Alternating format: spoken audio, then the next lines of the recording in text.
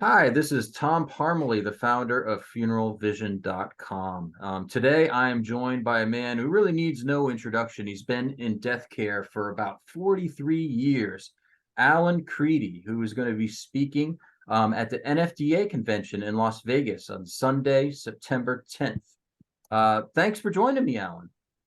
Hey, thank you, Tom. And 43 years, I did not actually do Moses prearrangements, but I knew the guy did. First, tell me, how many times have you spoken at the NFDA convention? I know you're a regular there. I have been speaking off and on at NFDA and ICCFA and others probably since the early 1980s. Wow, and I'm sure everyone appreciates the guidance you've given throughout the year. This time you're going to be teaming up with Danny Jefferson, who is Yeah. really one of the most respected funeral directors in the country, and someone you've worked with closely for many years. Can you tell us a little bit about your presentation so people know, why they should attend? Well, I think, Tom, you might remember, I think Danny was your second or third funeral director of the year uh, in a previous life for you, wasn't he? Yeah, at my former employer, yes, Yeah. he received one of the top honors in the profession. He was named funeral director of the year. So Danny and I right now we've partnered together to form Two Guys and a Question, which is a podcast, and maybe you could link that to your site. But um, that comes out just about weekly. We're somewhat intermittent, but our presentation at NFDA is called "How Do You Drive a Tesla Without a Battery?" And you'll have to come to get the answer to that. But the focus of it is a little different in that we think that the 21st century funeral director and the 21st century funeral home will need to be different than it has been in the past. And that's not news for anybody. Everybody knows that things have changed, customers have changed, vendors have changed. You and I can remember when Batesville was the gorilla in the room, right? And staff has changed. People don't want to work 60 and 70 hours anymore. All that has changed. But the premise of our presentation is that by focusing on what is changing, we really lose sight of the core essence of what we do as a profession, but also where the marketing advantages are. So we're asking the question, what has not changed? And that is going to help people focus in on what they really need to do to be relevant in the next several decades. You always ask the best questions, Alan. And I also understand another topic you're going to hit upon is something you call radical hospitality. Now Well, tell us, what we're do you doing mean by that? training now, and radical hospitality is effectively the cornerstone of the whole process. And it's not overwhelmingly difficult, but we as a society, we as a culture, and we as a profession have gotten away from radical hospitality. So let me differentiate between regular hospitality and radical hospitality. Just regular hospitality is about how you treat people. It's about being courteous. It's about thinking about the things that would make them comfortable. Radical hospitality is that, but it augments that and it significantly augments that by adding the element of focus on how you make people feel. So if you think, for instance, and I won't go all into the detail, we will in the seminar, but if you think, for instance, of the stark nature of most in funeral chapels, all right, there isn't often any decoration on the walls. Usually, it's fairly nondescript. It isn't that it's unpleasant, but if you go in there, if you go on websites, as a matter of fact, and you look at some of the pictures on websites, and you ask yourself, how is that room making me feel? It's kind of gloomy. It's kind of downbeat. It is definitely stark and institutional in many situations.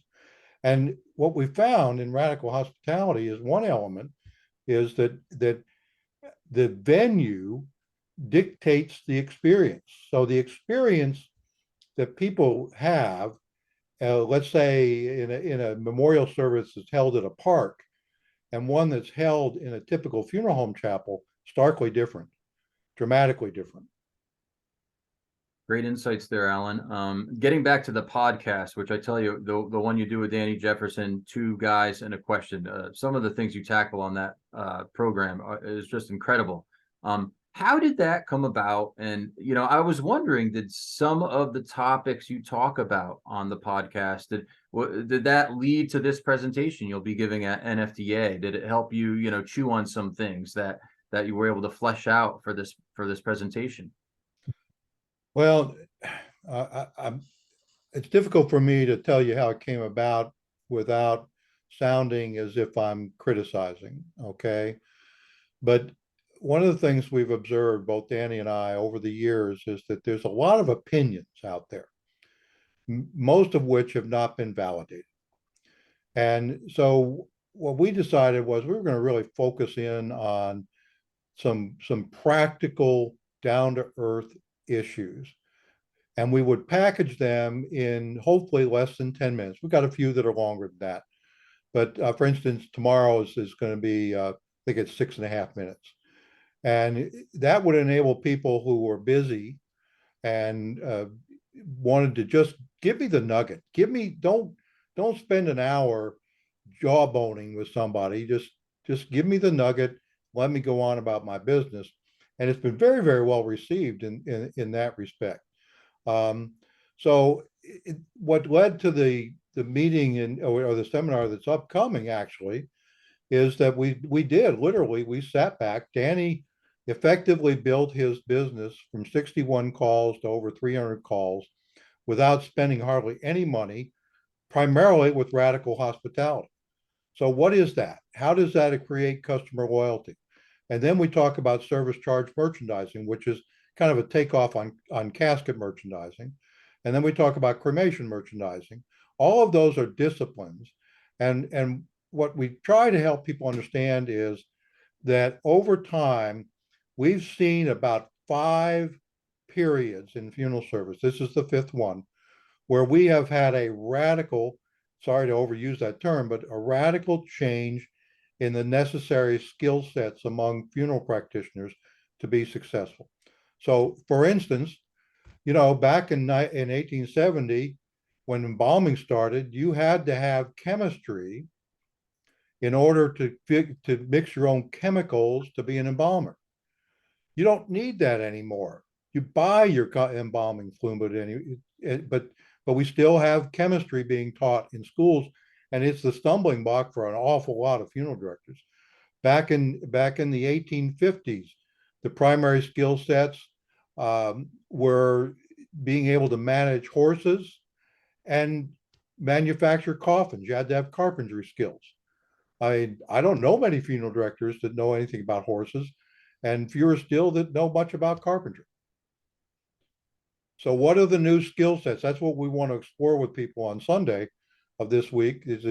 What are the new skill sets that they really need to focus in on? How does that integrate with radical hospitality? How does that integrate with service charge merchandising? And then how does it integrate with cremation merchandising?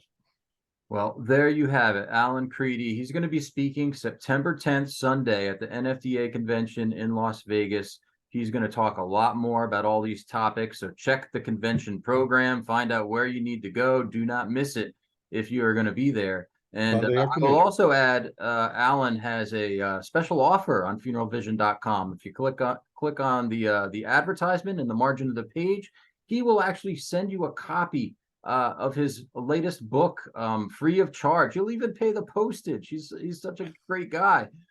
So please check out the book. Check out his presentation at NFDA Sunday, September 10th. Alan, any final thoughts before we let you go? I got to tell you, Tom. First of all, every time my ad rises to the top, I get orders, and I'm delighted to fill them. But what really delights me is I get feedback from so many people, and it really has been a lot more than I thought, that they not only have read it, but it resonated with them. And tell us the title of the book, Alan, just so folks know. It's called Finish Well, a guide to let me see. I'm sorry, a guide to exit planning for funeral directors. Gotcha. All right. Well, Alan, thanks so much for joining me You're today. welcome. I Thank hope you. I hope everyone out there listening gets a chance to listen into your presentation at NFDA.